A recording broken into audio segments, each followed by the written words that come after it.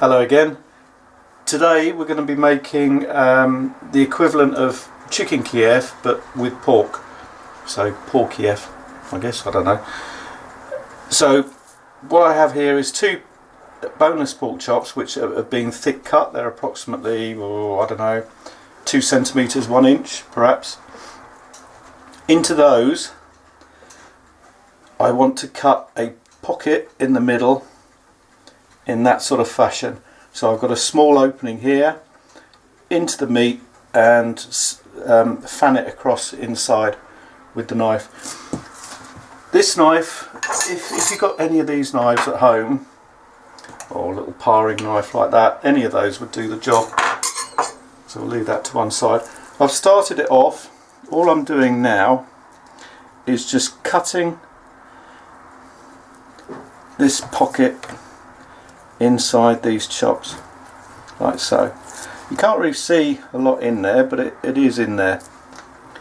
In one, and in the other one.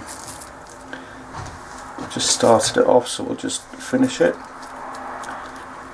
Teasing, I think, is the knife. Maybe an idea to save your fingers, just if you're not sure about using the knife there, to put something on top. I don't know, maybe a plate. So as if the knife does come through the meat, it's not going to go into your hand, it will go onto the bottom of the plate. They're all done. Garlic butter, as you would have in a chicken Kiev. These are shop bought, as opposed, so you can make your own, it's completely up to you, but these are a lot easier to fiddle about with. So all we're doing is stuffing that pocket with, and then just massage it about inside. You can feel it in there. We want to close that little gap up there so it doesn't come all spilling out. That's what we want to achieve. Hence it being a small opening there with a lot of room inside. Here comes a second lot of butter, which under these lights they are melting rather quick.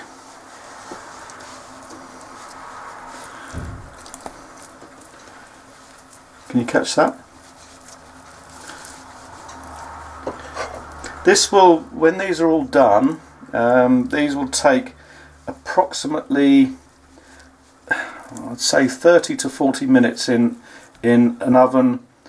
I'm not doing fan assisted or anything like that, but electric oven, 200 degrees, which I think gas is about 6, uncovered, and they'll take approximately 30 to 40 minutes to cook. Again, depending on the thickness and whatever else you've got in the oven.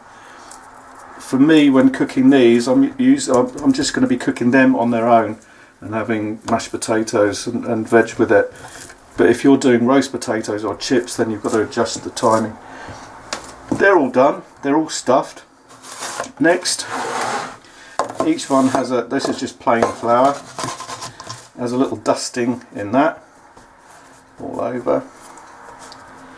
All over, all over, and we'll bring the next one in as well, because then it becomes a production line. From the flour it then goes into a couple of beaten eggs, and from the beaten eggs it will then go into breadcrumbs. Well, breadcrumbs, actually, I'll just put a little twist on it. I'll just bring this forward if I can. If we can catch on there. That's breadcrumbs with just simple sage and onion stuffing that you buy in Paxo, whichever, however, whatever. You can add to that, if you want, some dried ginger, say garlic granules. You could add some black pepper to it, some garlic, not garlic, chili ground, just to give it a bit of kick, a bit of oomph. So they're all ready to go into the beaten egg. This is where it gets rather messy, so hence the production line that we're trying to achieve, he said, using fingers and thumbs. We'll give that a little turn around in here, up and down, around. When they're all covered, if you've got any extra or any left of this mixture up. You can always sprinkle it on top as it's cooking. That matters not. So that's there, that's one. Quickly do the other one. Same thing, over, under. When you're cooking these in the oven, if you do it in similar, like a Pyrex dish, like so, but it would be an idea if you were to put a layer of cling film, not cling film,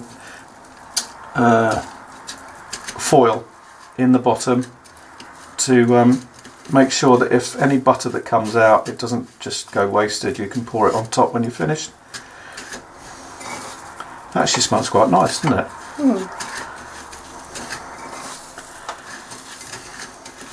These, now that they're all done, I'm going to put them in the fridge for approximately an hour stroke 2 hours. Look at me. For a couple of hours just to firm up before they then go in the oven. And we'll catch up with what they look like when they come out later on. See you then. Going back to these have been in the oven for approximately an hour. I've taken them out occasionally to baste them, and after an hour this is what they look like. So what we will do now, sorry, excuse my little bits, we will just, there's little bits of garlic butter there just to baste over the top. They smell delicious. Can you catch that, cameraman? We'll leave these to rest for approximately 5 minutes and then you start eating them. And I think that'll be nice. They smell gorgeous. Anyway, thanks for watching. Thanks again.